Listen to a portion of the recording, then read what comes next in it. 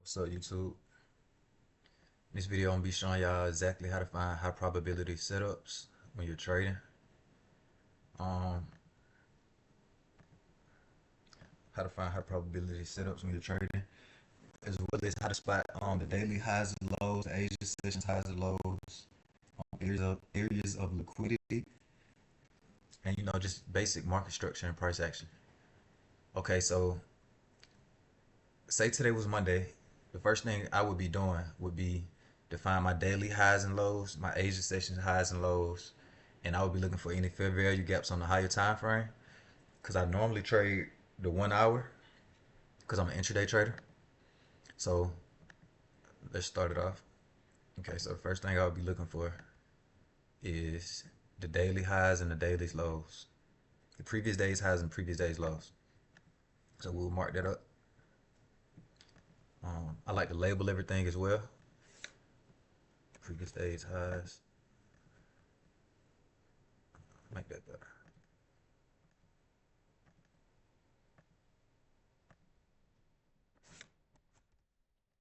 Previous day's highs,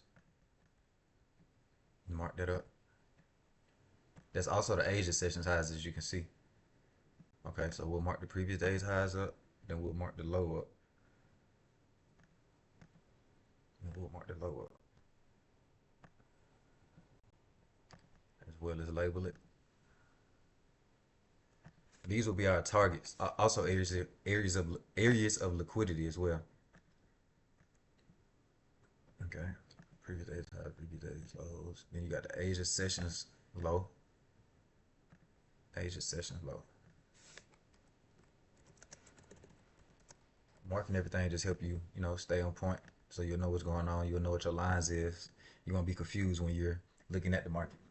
Okay. The next thing would be is your timing. That's one of the other things that you also want to focus on.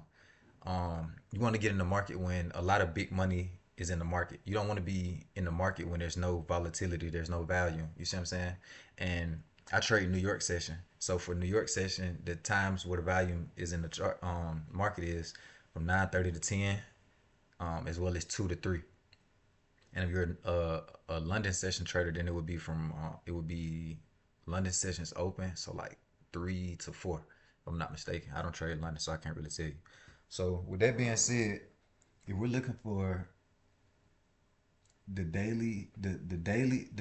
daily's high or low to be swept, or we're looking for the Asia sessions high or low to be swept around 9, 10 o'clock every day. So with that being said, we will be getting in the market at 9:30, 10 o'clock every day. We don't want to get in earlier. We want to get in at 9:30 to 10 o'clock. You see what I'm saying? And then we will mark up our charts, and then we will look for our trades. So at 9 o'clock, this is the 9 o'clock candle. Okay, now switch to the 30 minute. That's 8:30. This is the 9 o'clock candle. At 8:30, you see it swept our Asia low. So this one we will be looking forward to going long in the market.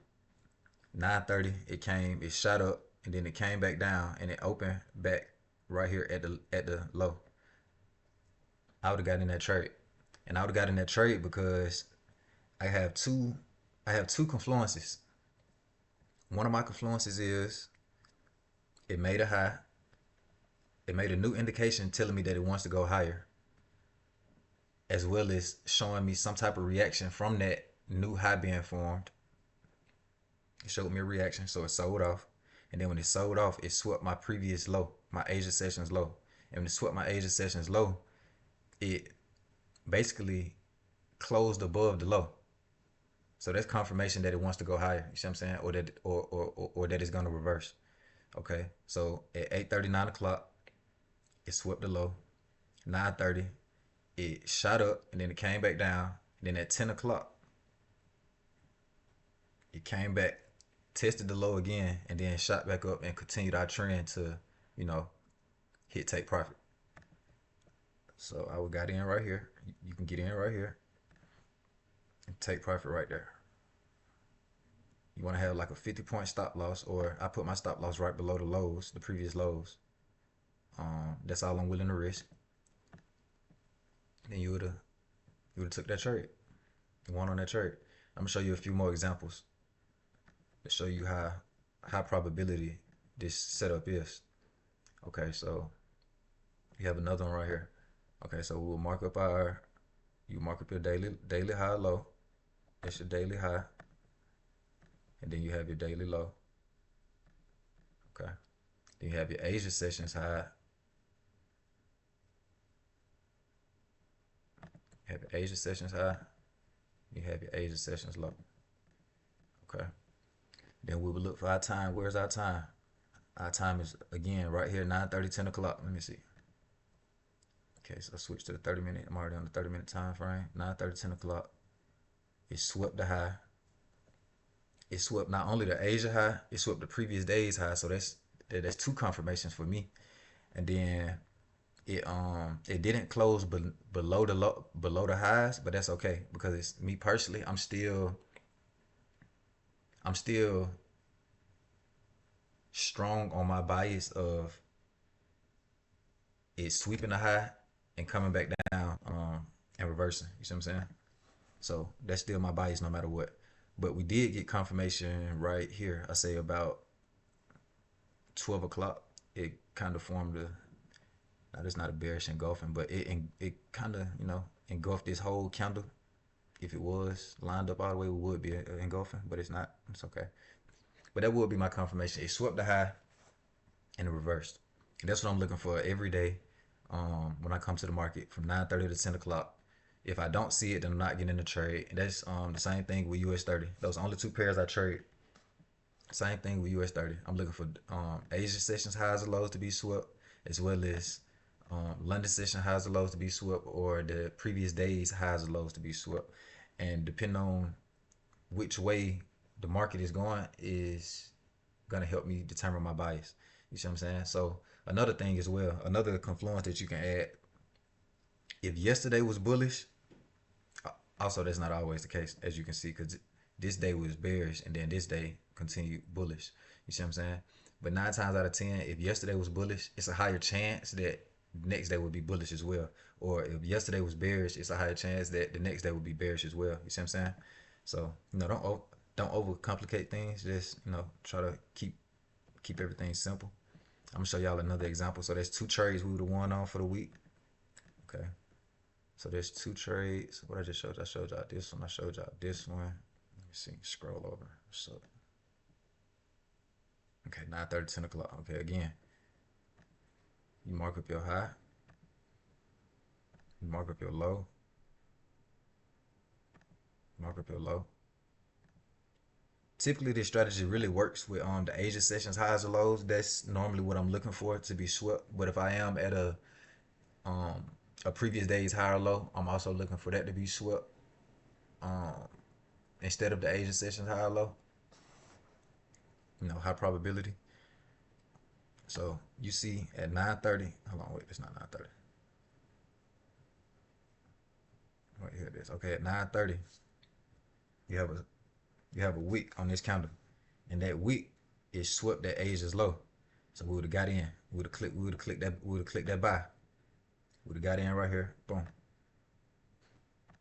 And we would have took it to the Asia's high. See what I'm saying? Boom. So that's three trades. That's three trades we would have won on. Every day is also not a trading day, so every day you won't have a setup, but that's okay because if you hit 3 times out the week, it's a 1 to 3, 1 to 4, or 1 to 2 even. You're still up 6%, 5% for the week. You see what I'm saying? So another thing that we have to get comfortable with is taking profits and appreciating the profits that we do have and not being greedy. You see what I'm saying? That's a problem that I have myself. Sometimes I get greedy, or I be wanting more out of a trade, or I be wanting to trade every day, but it's not gonna be a trading day every day though. You see what I'm saying? So try to focus on not losing money than gaining money. You see what I'm saying? How many days can you go without losing money? Not how many days can you go making money. You see what I'm saying? How many days can you go staying true to your trading plan, staying true to your setup, and be successful? Okay, so on this trade, Okay, so there's three trades we would have won. And then on this one, I'm looking at it. um, I don't really see anything here. So this would have been one of our non-trading days almost.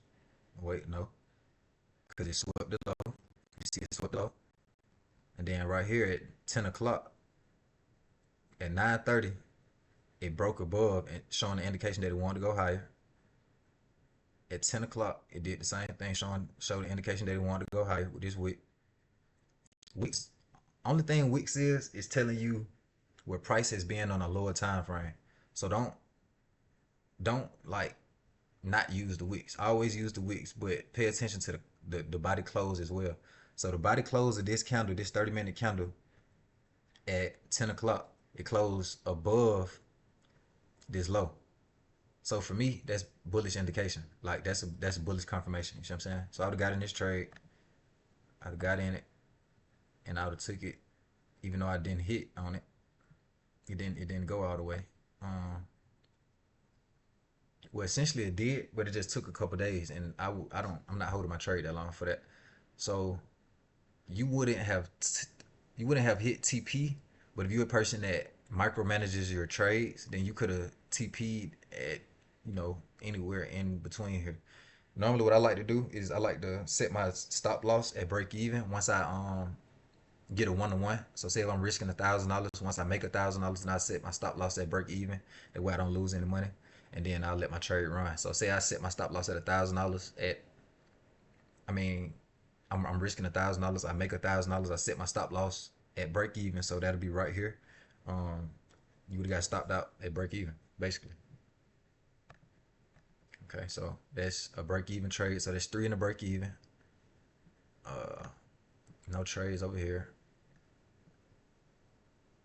Let me see.